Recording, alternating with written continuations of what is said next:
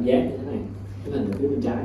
As we all know, with the triangular thread, we create the osteotomy slightly smaller than the size of the implant you want to place, right? Thì mình biết là với cái dạng rang tam giác này á, thì cái lỗ sửa soạn xương của mình nó sẽ hơi nhỏ hơn cái đường kính của implant một chút. And you screw in that fixture into that slightly small osteotomy, right? Và lúc đó mình sẽ vặn một cái implant nó nén vào cái phần xương bên dưới, đúng không?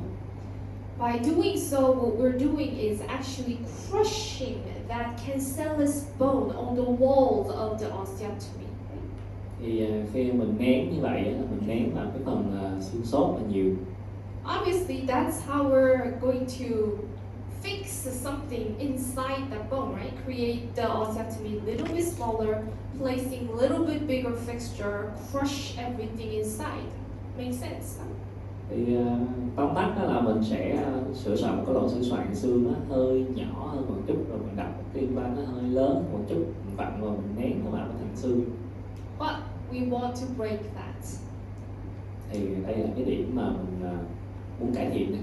Instead of crushing all the surrounding bone, I want to give minimum damage. So I want to have something like this, not crushing, but clean cut, slice through that bone with my thread.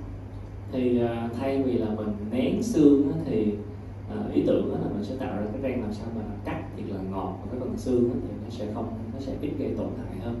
So instead of crushing and destroying the surrounding bone, if my thread can work like this blade, you know, then it can just simply clean cut, slice through the bone and get fixed inside the bone just by clean cutting it, slicing it, yeah? Thì nếu như vậy implant của mình có thể có những cái rang mà nó cắt ngọt vào xương để mà nó đi vào nó vừa vặn ấy, thì nó sẽ ít tổn hại hơn. In other words, what I'm looking for, what I have here is like the blade of the blender to make the juice. So we have that blender, right? It's like that knife. It's like the blade. Thì cái lưỡi rang đó mình muốn á, thì mọi người hình dung nó giống như là cái lưỡi cắt trong cái máy xay sinh tố ấy. If you have that, and do not lay open the flap on the outside, this is what we're going to see.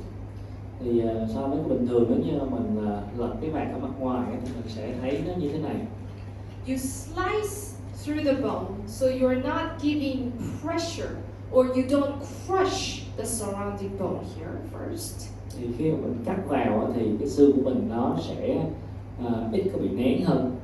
And you don't also elevate the flap on the outside, preserving this periosteum on the outside that's covering the cortical bone on the outside. Và ngoài ra là mình sẽ không có tách cái màng xương ra khỏi cái phần xương vỏ phía mặt ngoài. And remember that outside the cortical bone, the 90% of the nutrients it gets, it's from the blood flow of the periosteum. Mình biết là cái phần vỏ xương ở mặt ngoài, cái vách xương mặt ngoài đó thì cái phần xương vỏ đó 90% của sự nuôi dưỡng nó đến từ cái màng xương. So just by preserving this periosteum, you are preserving 90% of the blood supply that goes to the cortical bone on the outside. Tức là nếu như mình không có bóc tách cái màng xương ra thì cái phần xương vỏ ở ngoài cùng đó nó cũng sẽ được nuôi dưỡng tốt hơn. So obviously not much resorption on the outside. Cho nên nó sẽ ít có dẫn tới cái tiêu xương mặt ngoài hơn. And also because you are not crushing, you are not giving pressure to the surrounding bone. It's clean cutting it. It's like green stick fracture, so to say, not quite the same. Because of that, you don't see too much damage, not too much resorption on the inside either. Thì tại vì cái implant mình nó cắt ngọt và nó không có nén, cho nên là từ phía bên trong nó cũng sẽ ít tiêu xương hơn. If you can't do that, there's another advantage you have. Thì nếu như mà có thể đạt được cái mục tiêu đó thì nó sẽ có một cái ưu điểm khác nữa. On the very left-hand side, this is something we're most familiar with, which is called under drilling. Thì cái hình ở phía bên trái đó là cái phương pháp mà mình sửa soạn dưới số. Like what we are doing today, what we're still doing. They create osteotomy slightly smaller than the size of the implant, and you crush that implant fixture inside that smaller osteotomy, crushing all the bones. So that's how you gain your initial stability, right? Thì đây là cái phương pháp mà mọi người rất là hay sử dụng, đó là mình sẽ sửa soạn một cái lỗ, sửa soạn xương nó hơi nhỏ hơn đường kính của implant một chút, rồi mình vặn cái implant và mình nén. On the bicon system, the plateau system is quite different. Thì đối với cái hệ thống implant bicon á, thì nó sẽ hơi khác hơn một chút. They create the osteotomy exactly the same size as the diameter of the fixture, and they mallet that whole fixture inside there, and they gain their initial stability by the contact between the osteotomy wall and the tip of the plateau here. Thì đối với cái hệ thống này thì họ sẽ sửa soạn một cái lỗ, đặt implant nó đúng bằng cái đường kính của implant, và sau đó người ta sẽ đóng nó vào. Thì cái độ của bắt đầu đến từ cái tiếp xúc ở những cái phần ren như thế này, đỉnh cái phần ren. Like so, because of the different shape of the threads or the fixtures, all the fixtures have different biodynamics, biomechanics. So you have to choose different ways to the placement. Thì ở từng cái cách thức mà mình đặt như vậy thì nó sẽ có từng cái hệ thống implant nó cũng sẽ có những cái phản ứng về cơ sinh học khác nhau. Triangular threads, they have crushing property, so that's how you place it. Ren hình tam giác thì nó nén. On the other hand, this plateau design, they're not in the spiral plateau. It's like a step. It's one plateau, the other plateau. So they do not have any crushing or getting that stability property. So that's how you should place the fixture. Và đối với những cái ren của bicon thì theo cái dạng là không có theo cái hình xoắn ốc mà theo từng cái mặt phẳng như thế này, thì cái cách mà người ta đóng nó vào là cách để mà nó có cái độ vuông ban đầu. Like so, if we look at the biomechanics of the fixtures, then you can imagine and fully understand why and how we should place a fixture. Thì với cái thiết kế của từng cái implant của mình có thể suy luận được cái cách thức, cái phản ứng về cơ sinh học của cái implant nó đối với cái phần xương bên dưới, và mình sẽ hiểu được cách là tại sao người ta lại đặt theo cái phương pháp đó. You can see that if you have a thread looking like this, like I said, that this thread, this thin square thread, it's going to work like a blade, like a knife. Thì đối với cái ren mà nó sắc như thế này, cái ren mà hình chữ nhật như thế này thì nó sẽ cắt vào xương. Then we can imagine that the only amount of the bone that we really have to remove with the drill is just as big as the core body size of the fixture. Nếu như vậy thì cái lỗ mà mình sửa soạn cho cái phần xương là nó sẽ đúng bằng cái đường kính trong cái đường kính của cái phần thân của implant thôi. And as for the blades, either in the softer bone it's going to self-thread, it's going to cut through the bone by itself. Còn những cái phần ren cắt này, nếu như mà đặt ở cái phần xương mà nó mềm, nó xốp thì nó sẽ tự tạo ren. Or you're going to use this tap drill, just even more sharper, even more clean cutting than the fixture thread itself, creating all that pre-threaded path inside the bone. Và nếu như mà xương cứng thì mình sẽ tạo ren trước. If you do that, this fixture, like a puzzle, it's going to be just clicking, puzzling inside the bone without not too much pressure, without not damaging the surrounding bone. You're just clicking in, you're puzzling in your fixture into your osteotomy. Thì khi mà mình tạo ren như vậy rồi mình bấm cái implant vào thì nó vừa khít với lại cái phần xương phía bên dưới luôn, giống như là cái trái xếp hình vậy. So that's how we're going to give the minimum damage to the bone first. Thì khi mà mình không nén mà mình sửa soạn nó đúng bằng cái phần thân của cái implant như vậy thì mình đã sửa soạn nó xâm lấn tối thiểu rồi, ít gây tổn thương nhất. But we have another aid. nên mình cũng có một cái công cụ hỗ trợ khác. Do you remember at the beginning when I was talking about the history of the implant, how ever since we changed from to the osseointegration concept, we're now placing the implants inside the bone, but not really looking inside the bone? Do you remember that? Mình có nhớ là cái phần đầu khi mà tôi nói về cái chuyện tích hợp xương á, thì mình đặt cái implant vào trong xương, nhưng mà mình thực sự mình không có quan sát được cái gì đang diễn ra ở trong lòng xương. What I mean is, yes, before the implant treatment, we look at the radiographs, we look at the panoramics, or even the CBCTs if you have them. We look at them. Dĩ nhiên á là trước khi mình cấy ghép thì mình đã có khảo sát ở trên phim X-quang rồi. And we plan the surgery, right? So we decide where we want to place the implant, in what angle we want to place, how deep you want to place that implant too, right? Mình cũng đã ướm những cái vị trí và góc độ, cái chiều sâu của implant mà mình muốn đặt cái vị trí như thế nào rồi. But we come back to the chair side. We look at the intraoral cavity.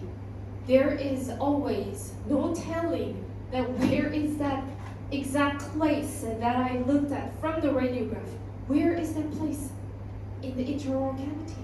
Nhưng mà dĩ nhiên là khi mà mình lên cái vị trí ảo ở trên phần mềm như vậy, tới lúc mà mình thực sự mình quan sát ở trên vị bệnh nhân thì cái câu chuyện nó hoàn toàn khác rồi.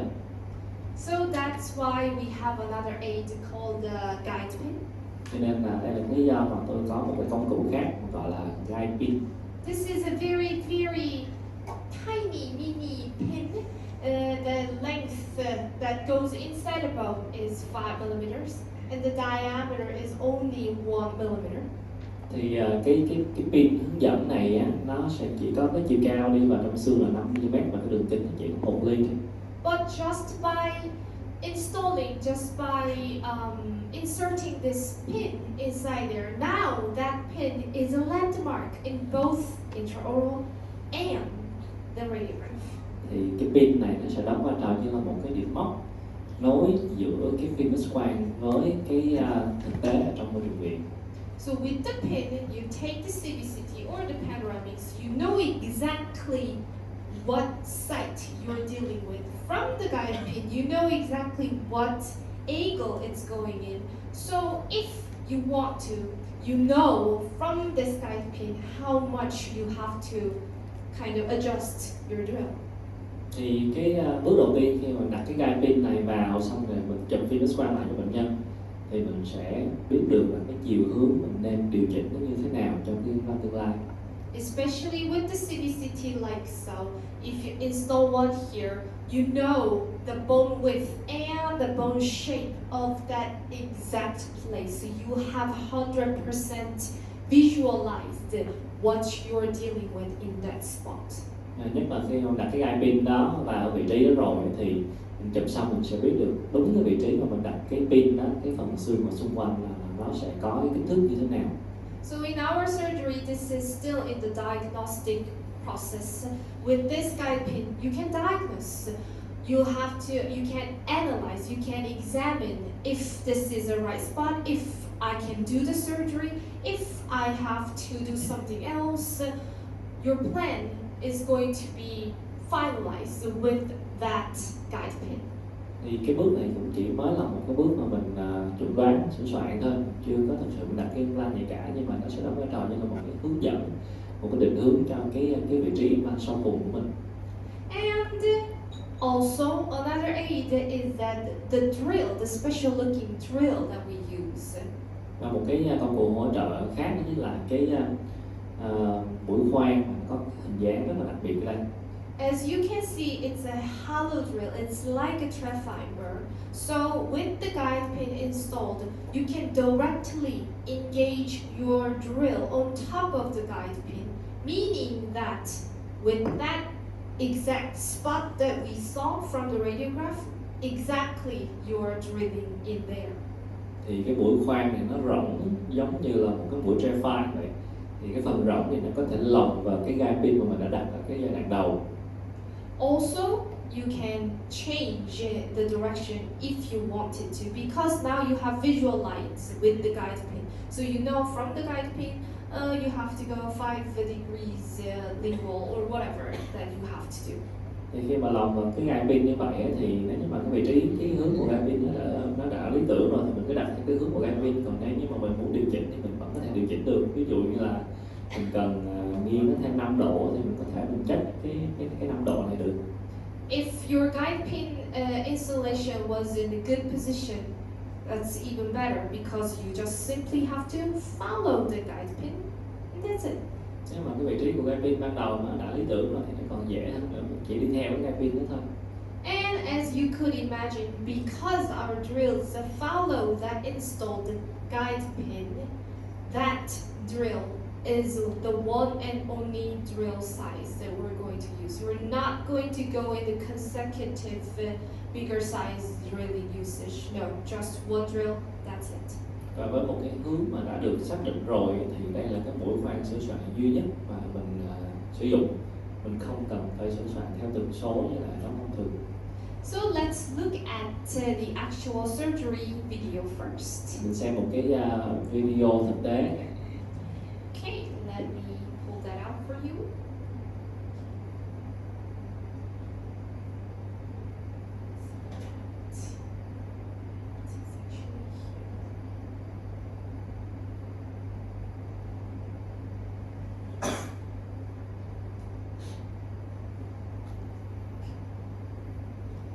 So here we're not going to worry too much about the actual protocols or anything. We're going to do that in the afternoon.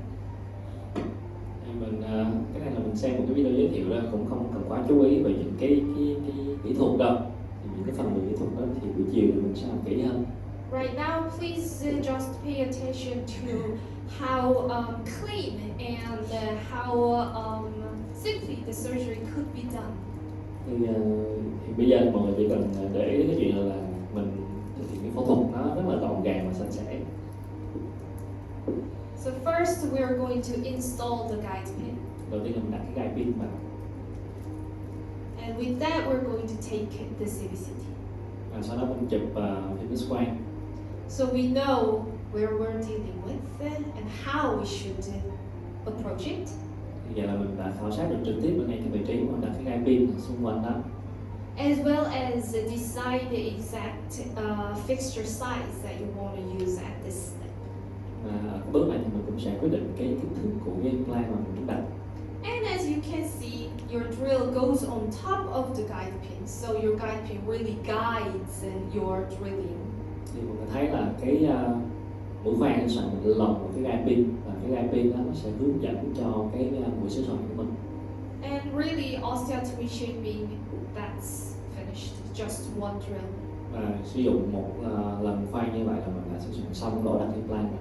But you do want to clean the bottom with something called the depth drill. That's not enlarging the hole, just cleaning the bottom.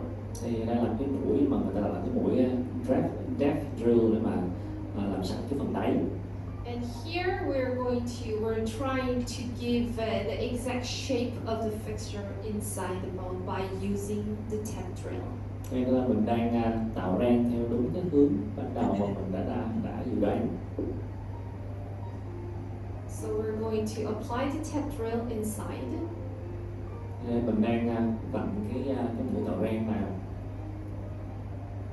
And with the depth drill, because we have already created the outline of the fixture inside the bone. Thì với cái mũi tạo rang thì mình đã tạo được cái outline, cái phần phía ngoài, cái lỗ sửa soạn phía ngoài để vừa vặn với cái implant. We're going to place implant manually with hand. Sau đó mình sẽ vặn implant bằng tay.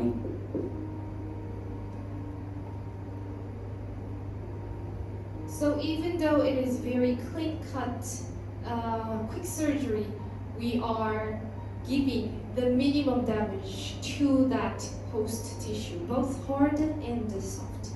Thì với cách là mình cái quy trình phẫu thuật như thế này thì mình đã ít gây tổn thương nhất cho mô mềm và mô cứng. And we check the initial stability by trying to shake it. You saw that it was firm and nice. Mình kiểm tra cái độ cứng ban đầu bằng cái kẹp cắt. Lúc đó mình chụp. And that's how we place the fixture. Vậy là mình đã đặt xong. 46 area. Let me show you the CBCT. Là cái vị trí răng 46 về xem bên phim publicity. And there you go. In that exact spot, in that exact location with the drill guided. Và đúng cái vị trí đó khi mình trước khi mình đặt cái gai pin vào, sau khi mình đặt cái gai pin vào. So that's how precisely we do the surgery. Và đó là cái cách mà mình đã thực hiện phẫu thuật nó thật sự chính xác. Then I think we are actually on time for the break, right? Thì giờ tới lúc mà mình nghỉ một chút, break một chút. Right. Okay. Then how about we are going to have 15-minute break. Mình sẽ giải lao 15 phút nha các bác sĩ. Because I don't want to bore out everybody. Everyone's having a hard morning, difficult morning. So. Tôi không